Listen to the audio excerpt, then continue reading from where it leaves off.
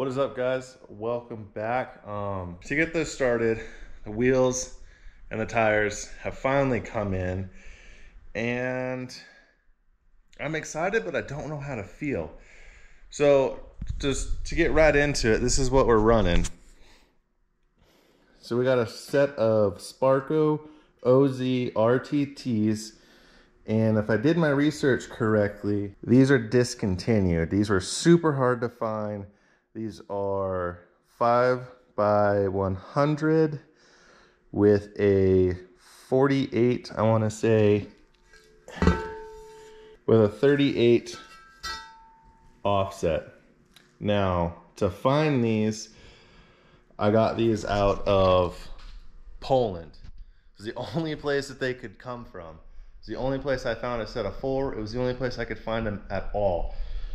And where I screw up is the reference photo that I was looking at that made me fall in love with them was a set of 18s. And with all the forums and everything that I've been seeing on YouTube, everybody runs a 15x7, which these are 15x7 plus 38. So I thought to myself, these are perfect. These are rare, possibly. I couldn't find them anywhere else to buy. So I said, whatever. I pressed the order, and hopefully something showed up that is what I ordered all the way from Poland. Lo and behold, these hit the States about a week later, and then it was a giant nightmare getting them released from customs. They sat in Kentucky for about 10 days, and they called me, FedEx called me, and I had to fill out more paperwork, which is even more of a hassle to get back to them. And then they charged me more money on top of it to have them released. And then they were finally released and they showed up. Luckily, what I bought is what showed up. That's the important part. But I'm not sure how I feel. I feel, after doing more research, after ordering these, that I should have went with 16s instead of 15s, because the Forester, I think, can handle a bigger tire or wheel and tire setup than what people are running on cross tracks. So in test fitting, they don't clear the brakes. So that was another huge frustration. And I don't know, again, if the brakes on the cross tracks are smaller, or if somebody messed with this brakes on the Forester, or if the Forester has a bigger rotor size. I haven't done enough research into this or into Subarus at all to really know. All I know is that everybody runs a 15x7, and the 15x7 doesn't fit on my Forester. So instead of spending more money and ordering a set of 16s and something else, we went ahead and ordered a 20 mil spacer. So we're waiting on that to show up. In the meantime, we're just going to get these mounted and balanced and throw them on and probably run them just for this winter. And then next year, we will look at probably doing a bigger wheel and tire.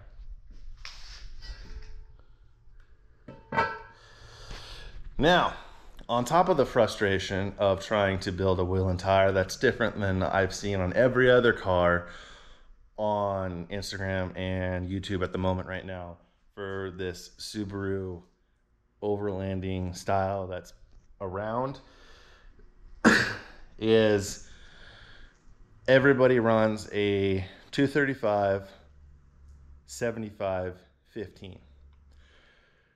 And from all the research that I saw, I punked myself and got scared.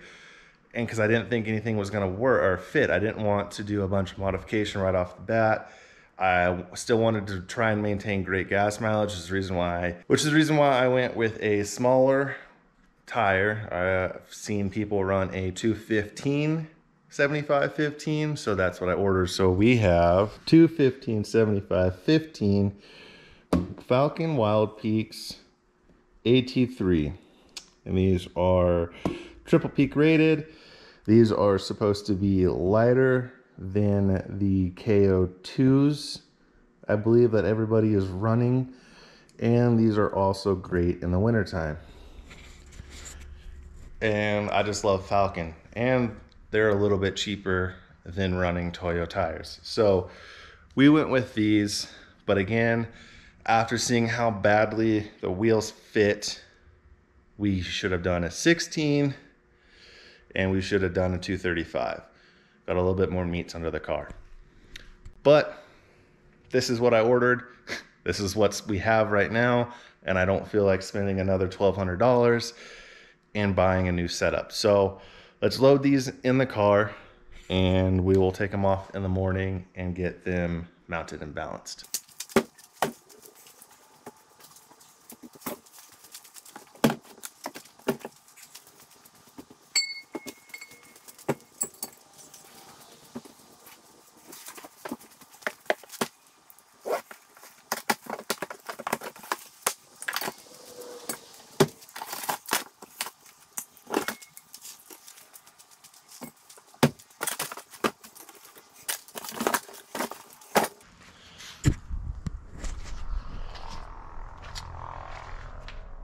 There we go. Everybody's loaded. Time to go get mounted. We'll see you guys tomorrow. All right, so now we're about 2 weeks in the future. Finally got some days off from work again. We've been rolling around on the new wheels and tires. Got them all mounted the other day. It was the last clip you guys seen. We got the wheels and tires all mounted. Boom.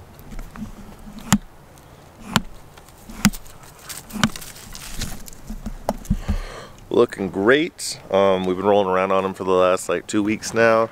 Everything seems to be fine except for we have one small issue with them.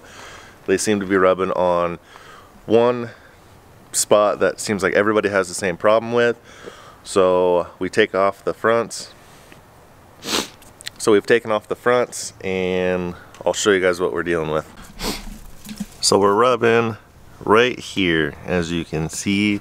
It's this little, I think it's the pinch welds inside the wheel well here. So all we got to do is pull this piece back and we'll either just hammer it out of the way or we'll cut it off. And then we can heat this metal and move it.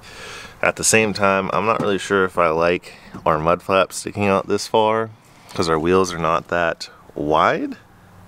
So I think we might move these in a little bit and do a little bit of modification to these just to hopefully make it look a little better.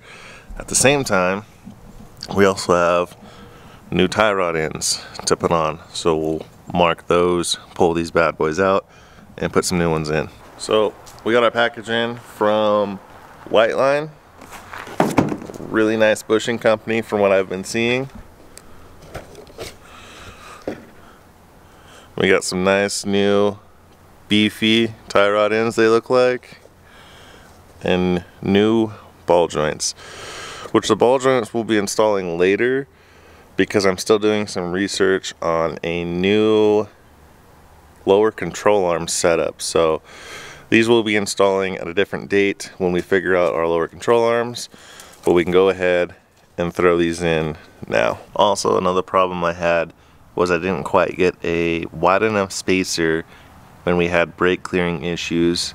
So I ordered a 25mm spacer, I believe, or maybe a 20, yeah. So I should have got a 25, but I ordered a 20. And the studs could clear the back of the wheel.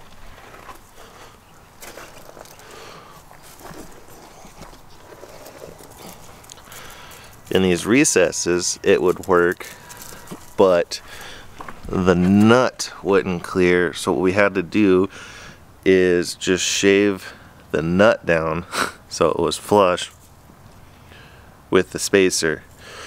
So we had to do that on all 4 corners. Probably not the best thing to do, but there's still enough to get them on and off, still enough to torque them down, and it'll work for now until we do a new wheel and tire setup probably next year.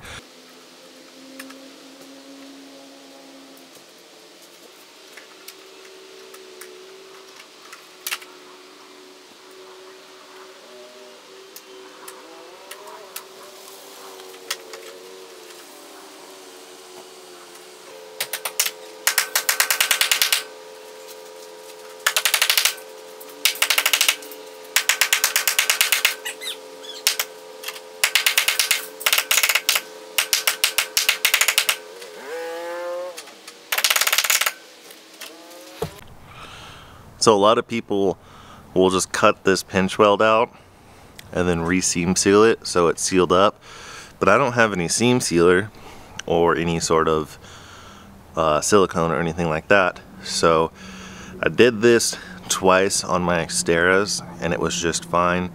I'm gonna add a little Raptor liner just to cover this bare metal, so we can go ahead and put our side skirt, get that clipped back in, get this back.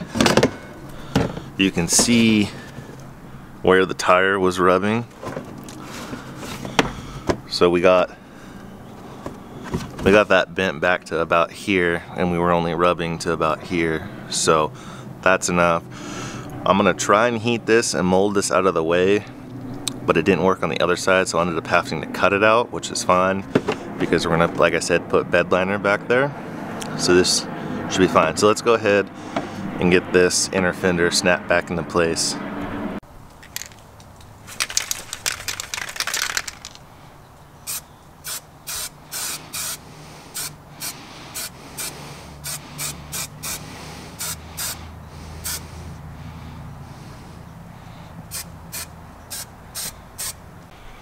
Okay, so we trimmed off the back side of the mud flap, which makes it look a little bit skinnier, so it might make the outside look a little bit better. If not, we can trim this down a little bit.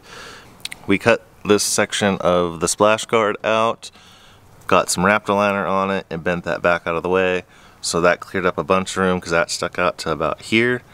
So that we should have no more rubbing issues now. So before we can get the wheel back on, let's go ahead and pop these tie rod extensions out and put our new ones in.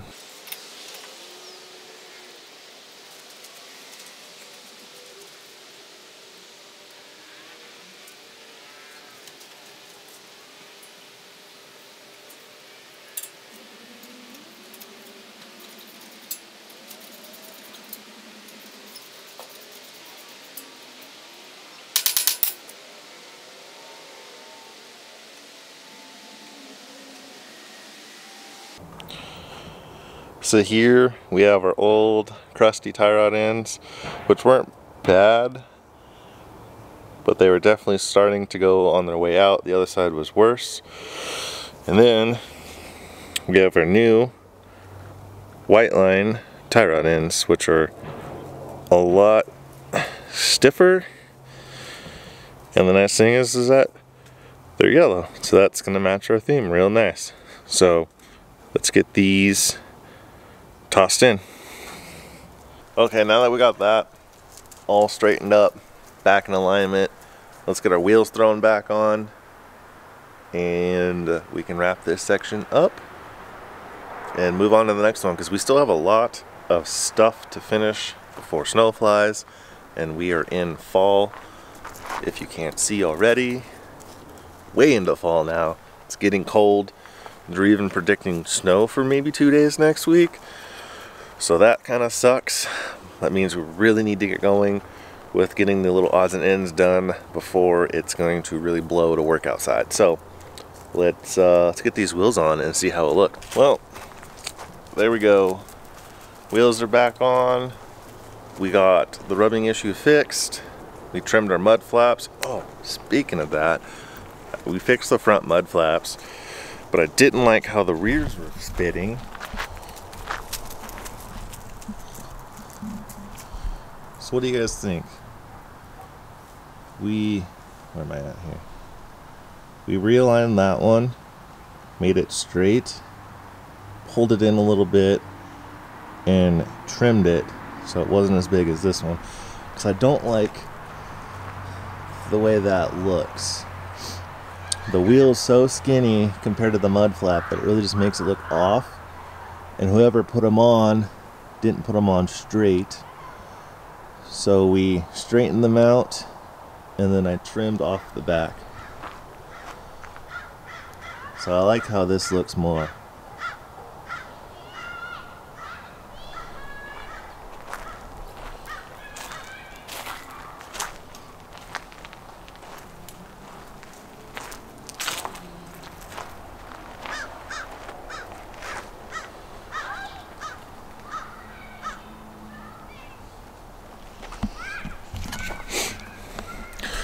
So there we go. That'll do it for this one. I think this should ride a lot better now, or not ride a lot better, but won't have any rubbing issues now at full lock. And I think we can eventually go up to a bigger wheel size now that we have all that trimmed out of the way. So with that being said, that'll do it for me for today. Stay tuned. We have a bunch more little projects that I think everybody's gonna love. And we'll catch you guys in the next one. Like always, like, comment, and subscribe. And we'll see you next time.